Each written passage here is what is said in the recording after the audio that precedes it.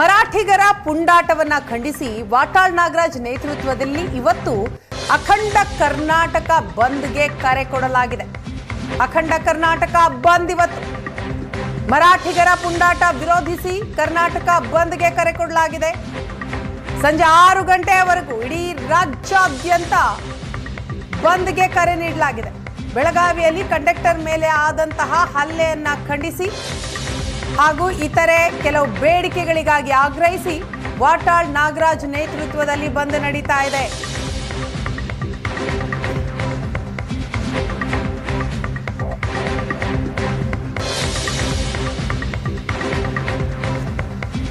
ಇವತ್ತಿನ ಕರ್ನಾಟಕ ಬಂದ್ ಹೇಗಿದೆ ಅನ್ನೋದರ ಪ್ರತಿ ಕ್ಷಣದ ಅಪ್ಡೇಟ್ಸ್ ಅನ್ನ ಏಷ್ಯಾನೆಟ್ ಸುವರ್ಣ ನ್ಯೂಸ್ ನಿಮ್ಮ ಮುಂದೆ ಇಡ್ತಾ ಹೋಗ್ತಾ ಇದೆ. ಬೆಂಗಳೂರು ಸೇರಿದ ಹಾಗೆ ಬೇರೆ ಬೇರೆ ಭಾಗಗಳಲ್ಲಿ ಬೇರೆ ಬೇರೆ ಜಿಲ್ಲೆಗಳಲ್ಲಿ ಬಂದ್ ಬಿಸಿ ಹೇಗಿದೆ ಅನ್ನೋದರ ಮಾಹಿತಿಯನ್ನ ಕೊಡ್ತಾ ಹೋಗ್ತಾರೆ ನಮ್ಮ ಪ್ರತಿನಿಧಿಗಳು ಕೂಡ. ಇದೀಗ ಫೀಲ್ಡ್ ನಿಂದ ನಮ್ಮ ಜೊತೆ ನೇರ ಸಂಪರ್ಕದಲ್ಲಿ ಜಾಯಿನ್ ಆಗಿದ್ದಾರೆ.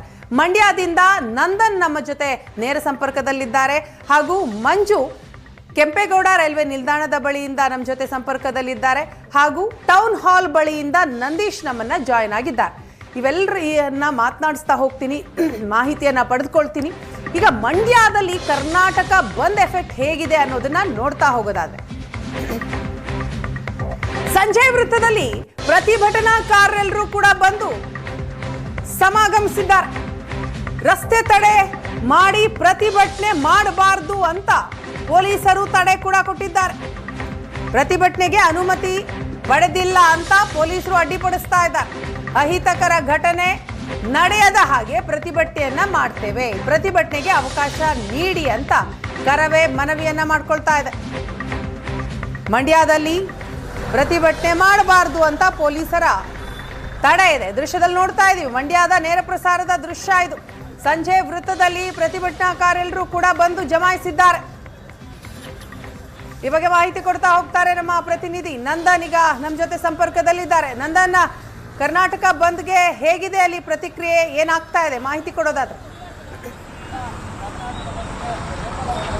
ವೀಣಾ, ಮರಾಠಿಗರ ದಬ್ಬಾಳಿಕೆಯನ್ನ ವಿರೋಧಿಸಿ ಇವತ್ತು ವಿವಿಧ ಕನ್ನಡ ಪರ ಸಂಘಟನೆಗಳು ಅಖಂಡ ಕರ್ನಾಟಕ ಬಂದ್ಗೆ ಕರೆಯನ್ನು ಕೊಟ್ಟಿದ್ವು. ಮಂಡ್ಯದಲ್ಲೂ ಕೂಡ ಉತ್ತಮ ರೆಸ್ಪಾನ್ಸ್ ಕೂಡ ಸಿಗ್ತಾ ಇದೆ. ಹಲವು ಸಂಘಟನೆಗಳು ಇವತ್ತಿನ ಬಂದ್ಗೆ ಬೆಂಬಲವನ್ನು ಕೂಡ ಕೊಟ್ಟಿದ್ವು. ಅದರ ಜೊತೆಗೆ ಈಗಾಗಲೇ ಮಂಡ್ಯದ ಸಂಜೆ ವೃತ್ತದಲ್ಲಿ ಪ್ರತಿಭಟನೆಗಳು ಕೂಡ ಆರಂಭ ಆಗಿರ್ತಕ್ಕಂಥದ್ದು. ಒಂದು ಕಡೆ ಈಗಾಗಲೇ ವರ್ತಕರಿಂದ, ಅಂಗಡಿ ಮುಂಗಟ್ಟು ಮಾಲೀಕರಿಂದ ಬಂದ್ಗೆ ಬೆಂಬಲವನ್ನು ಕೂಡ ಸಿಕ್ಕಿರ್ತಕ್ಕಂಥದ್ದು. ಆದರೆ ಎಂದಿನಂತೆ ಬಸ್ ಸಂಚಾರ ಇದೆ, ಖಾಸಗಿ ಬಸ್ಗಳು, KSRTC ಬಸ್ಗಳು ಓಡಾಡ್ತಾ ಇದೆ. ಆಟೋ ಸಂಚಾರವು ಕೂಡ ನಡೀತಾ ಇರ್ತಕ್ಕಂಥದ್ದು. ಅಂದರೆ ನಿನ್ನೆ ಕೂಡ ಸಾಕಷ್ಟು ಹೇಳಿಕೆಗಳನ್ನು ಕೊಟ್ಟಿದ್ರು. ಅಂದರೆ ಸಾರ್ವಜನಿಕರಿಗೆ ತೊಂದರೆ ಆಗದಿರುವಂಥ ರೀತಿಯಲ್ಲಿ ಒಂದು ಬಸ್ ಸಂಚಾರವನ್ನು, ಆಟೋ ಸಂಚಾರವನ್ನು ಮಾಡ್ತೀವಿ, ಬಂದ್ಗೆ ನೈತಿಕ ಬೆಂಬಲವನ್ನು ಕೊಡ್ತೀವಿ ಅನ್ನುವಂಥದ್ದು.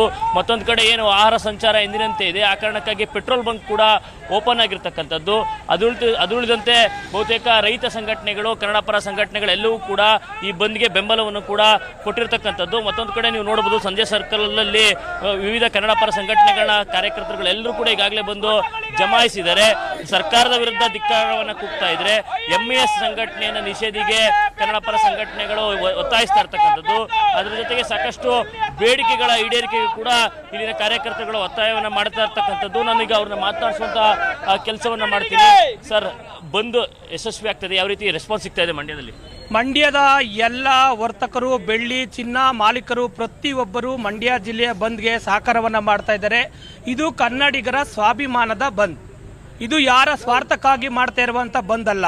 ಕನ್ನಡಿಗರ ನಿಜವಾದ ಸ್ವಾಭಿಮಾನದ ಹೋರಾಟಕ್ಕೆ ಇಡೀ ಮಂಡ್ಯ ಜಿಲ್ಲೆಯ ಜನ ಸಪೋರ್ಟ್ ಮಾಡ್ತಾ ಇದ್ದಾರೆ. ಯಾವುದೇ ಕಾರಣಕ್ಕೂ ನಾವು ಈ ಬಂದನ್ನು ಯಶಸ್ವಿ ಮಾಡದೆ ಬಿಡಲ್ಲ. ಮಂಡ್ಯ ಜಿಲ್ಲೆಯ ಸ್ವಾಭಿಮಾನ ಬಹಳಷ್ಟು ಮುಖ್ಯವಾದದ್ದು. ಕನ್ನಡ ಅತಿ ಹೆಚ್ಚು ಮಾತಾಡುವ ಜಿಲ್ಲೆ.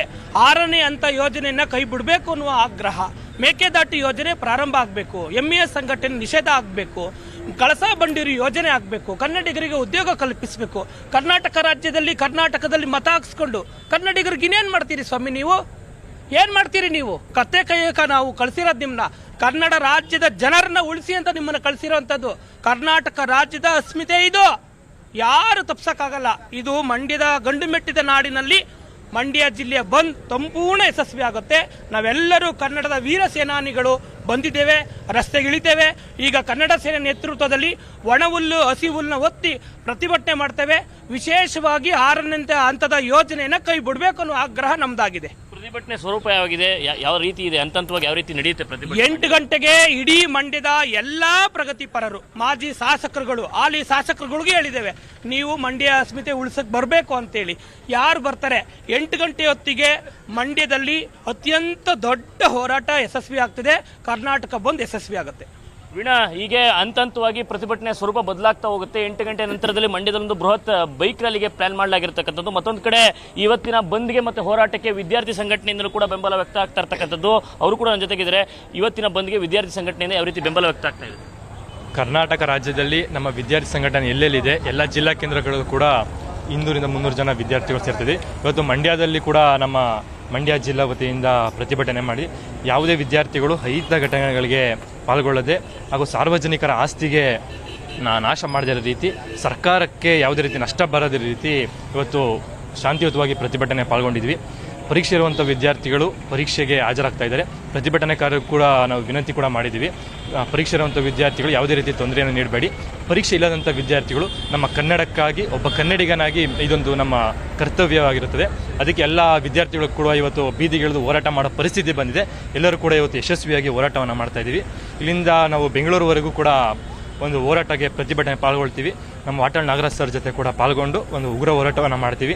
ನಮಗೆ ನ್ಯಾಯ ಸಿಗುವವರೆಗೂ MS ಪುಂಡರನ್ನು ಗಡೀಪಾರು ಮಾಡುವವರೆಗೂ, ಅವರಿಗೆ ಕಠಿಣವಾದ ಶಿಕ್ಷೆಯನ್ನು ನೀಡುವವರೆಗೂ ಕೂಡ ಇವತ್ತು ಹೋರಾಟ ಮಾಡ್ತೀವಿ.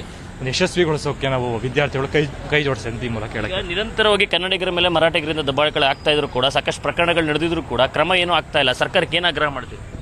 ಅದೇ ಸಾಕು, ಇತ್ತೀಚಿನ ದಿನಗಳಲ್ಲಿ ಯಥೇಚ್ಛವಾಗಿ ಕನ್ನಡಿಗರ ಮೇಲೆ ದಬ್ಬಾಳಿಕೆ, ಕನ್ನಡದ ಮೇಲೆ ದಬ್ಬಾಳಿಕೆ, ಅವಮಾನ ಕೂಡ ನಡೀತಾ ಬಂದಿದೆ. ಕರ್ನಾಟಕ ಸರ್ಕಾರ ಕಣ್ ಕಾಣದ ರೀತಿ, ಕಿವಿ ಕೇಳಿಸೋ ರೀತಿ ಕೂತಿದೆ.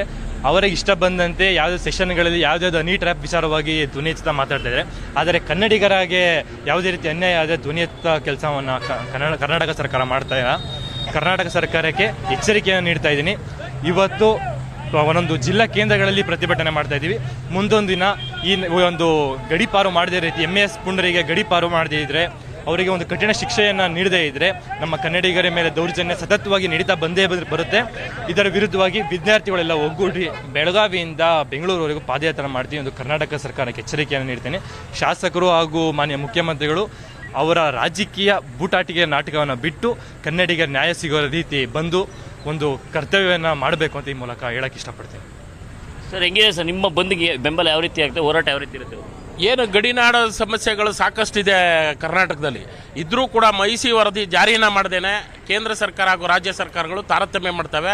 ಕನ್ನಡಿಗರ ನೀರು ಬೇಕು, ಕನ್ನಡಿಗರ ನೆಲ ಬೇಕು, ಕನ್ನಡಿಗರ ವ್ಯಾವಹಾರಿಕವಾಗಿ ಎಲ್ಲವೂ ಬೇಕು. ಆದರೆ ಕನ್ನಡ ಭಾಷೆ ಬೇಡ, ಕನ್ನಡ ಜೀವನ ಬೇಡ ಅಂತಕ್ಕಂಥ ಗೂಂಡಾಗಳಿಗೆ ನಾವು ತಕ್ಕ ಪಾಠವನ್ನು ಕಲಿಸಬೇಕಾಗಿದೆ. ಕನ್ನಡಿಗರು ರಾಜಕೀಯ ಇಚ್ಛಾಶಕ್ತಿ ಕೊರತೆಯಿಂದ ಇವೆಲ್ಲವೂ ಆಗ್ತಾ ಇರ್ತಕ್ಕಂಥ ಕಾರಣ ಆಗಿದೆ.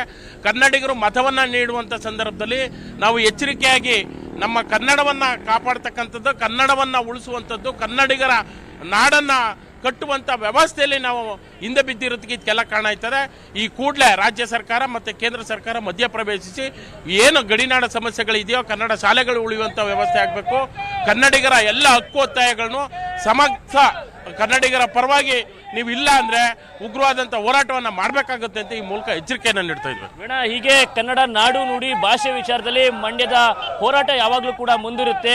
ಇವತ್ತು ಕೂಡ ಕನ್ನಡ ಪರ ಹೋರಾಟ ಏನು ಕನ್ನಡ ಪರ ಸಂಘಟನೆಗಳಿಂದ ಬಂದ್ ಕರೆಯನ್ನು ಕೊಟ್ಟಿದೆ. ಮಂಡ್ಯದಲ್ಲೂ ಕೂಡ ಉತ್ತಮ ರೆಸ್ಪಾನ್ಸ್ ಸಿಗ್ತಾ ಇದೆ. ಕನ್ನಡ ಪರ ಹೋರಾಟಗಾರರು, ರೈತ ಸಂಘಟನೆ, ವಿದ್ಯಾರ್ಥಿ ಸಂಘಟನೆ ಸೇರಿದಂತೆ ಎಲ್ಲ ಸಂಘಟನೆಗಳು ಕೂಡ ಉತ್ತಮ ರೆಸ್ಪಾನ್ಸ್ ಸಿಕ್ಕಿರ್ತಕ್ಕಂಥದ್ದು. Veena, yes thank you Nandan ತಮ್ಮ ಮಾಹಿತಿಗಾಗಿ.